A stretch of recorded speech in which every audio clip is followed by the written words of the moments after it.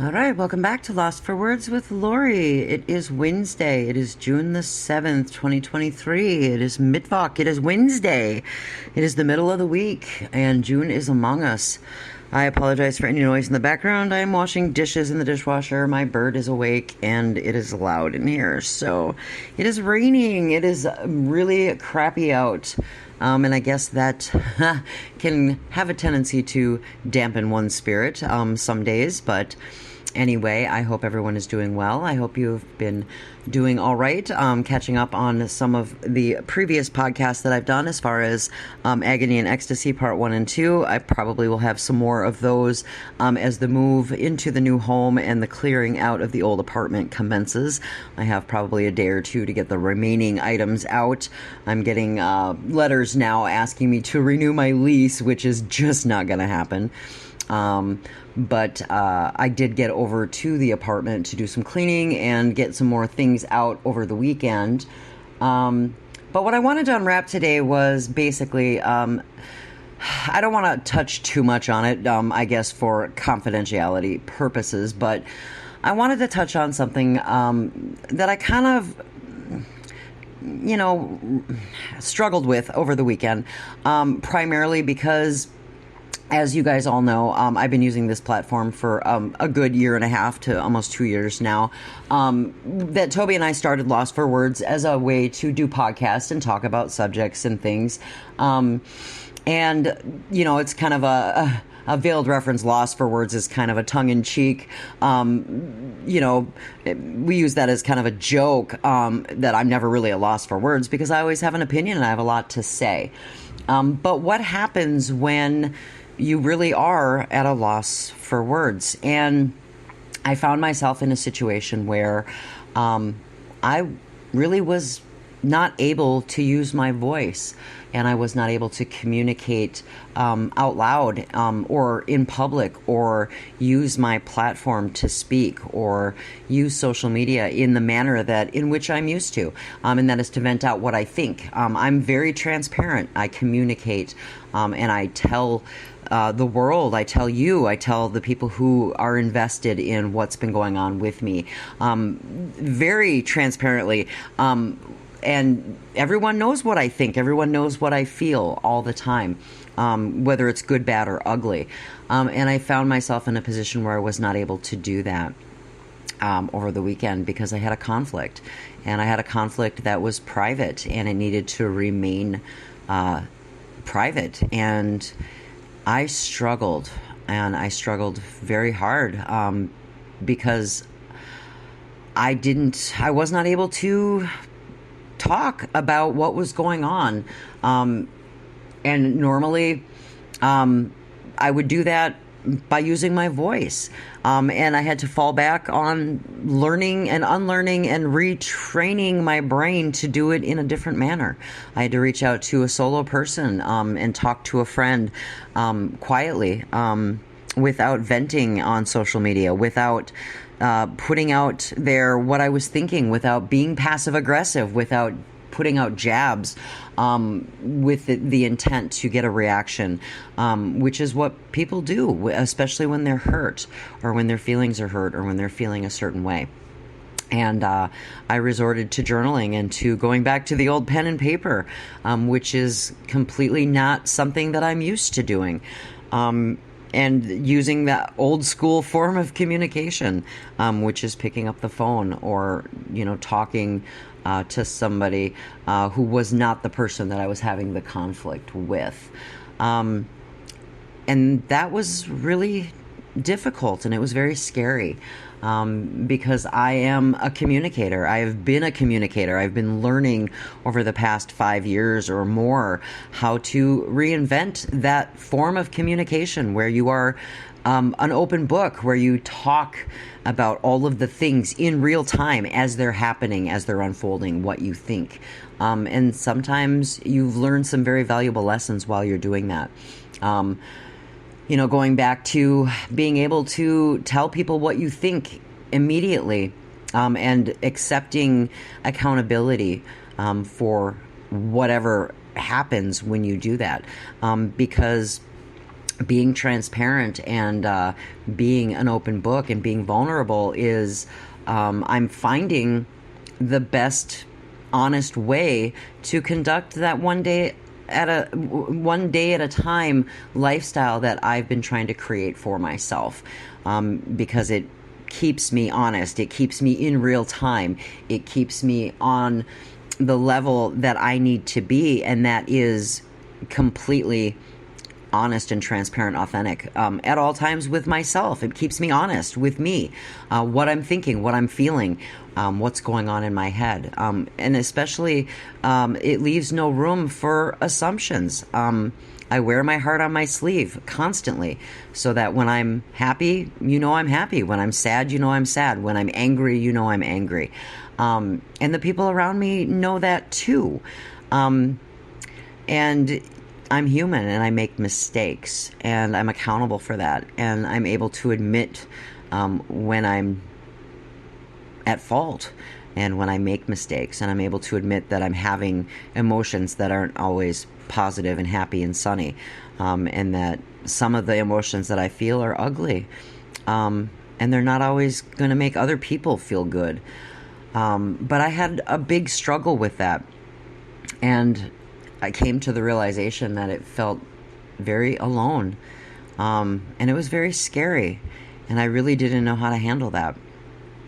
And it's really difficult when the people that you're closest to and the people that you care about are hurting too, and they are having trouble unwrapping how they feel, and they shut the door of communication with you. And that can also be very scary. And sometimes it takes a lot of strength and it takes a lot of effort for you to step back, take a deep breath, and reach back out to people and say, hey, I don't know what I need to do, but I just need to let you know that regardless of how you're feeling, I see you, I hear you, and I care enough to listen and try to be that better human, regardless of how scared I am or how hurt I am or how I'm feeling. But I had that day where I felt like I had no voice, and it was terrifying. I think we all go through those moments in time and in life where we worry so much about making other people happy, and we forget that we're important too.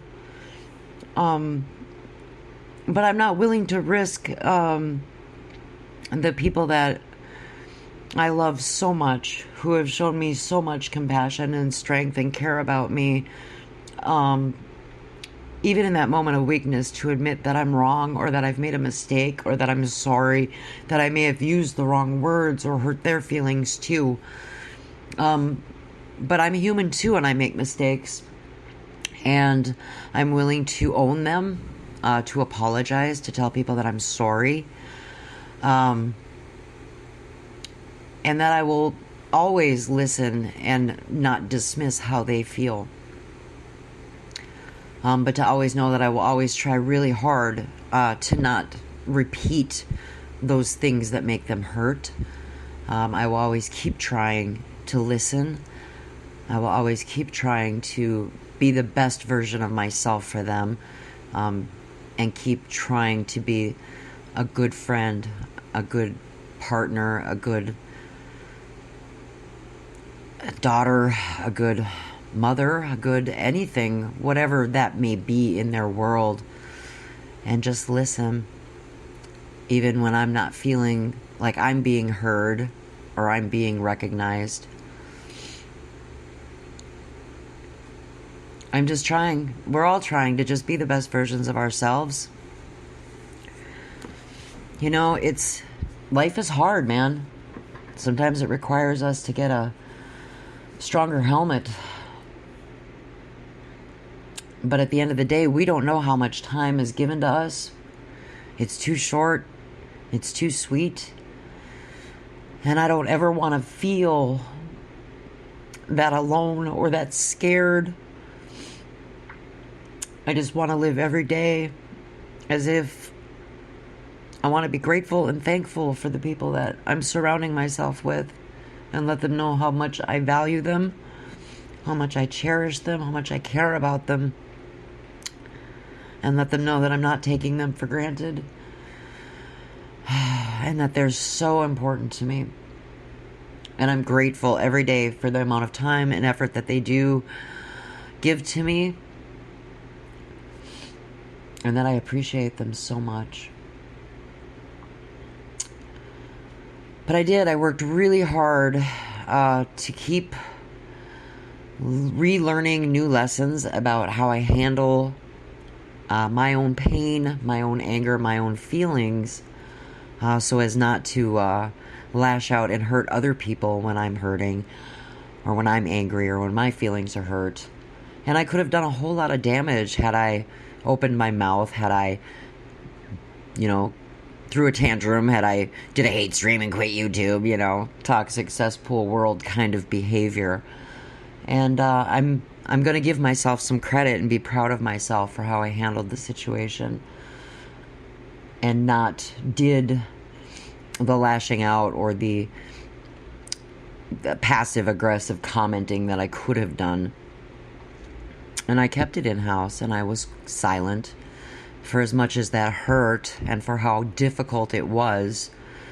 At the end of the day, I've always tried here, through my musings, through my platform, through my podcast, through everything that I've done, the quotes that I put on my community tab, through anything that I communicate to everyone on social media, is the value, the lessons learned through all of the experiences, through the things that I've been through, is just to recognize what it is that I have learned, and to understand the value of that, the takeaway, and how important it is, so that I can just continue to grow and learn and evolve and be the best version of me that I am.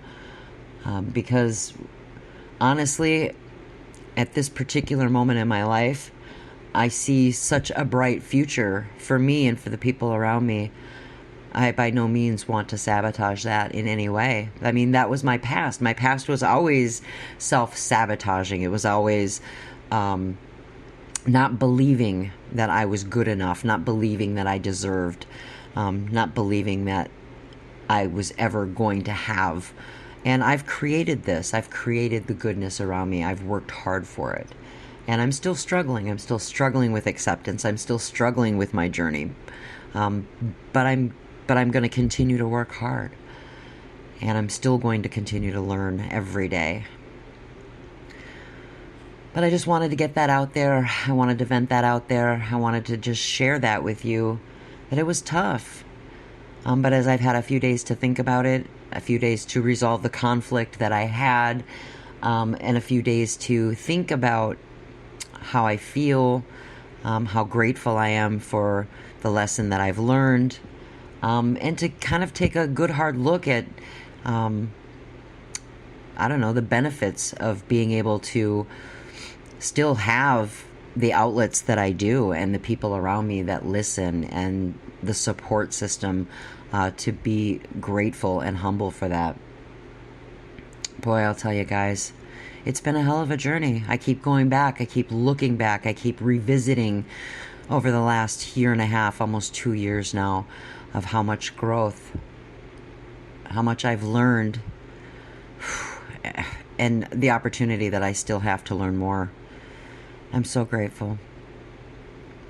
But thanks for listening. I hope you're all having a great day. I'll be back with some more agony and ecstasy as we do some more moving, some more unpacking, some more adventures. We've got lots more to go. Until then, guys, wash your fucking hands. Be good humans. I love you all.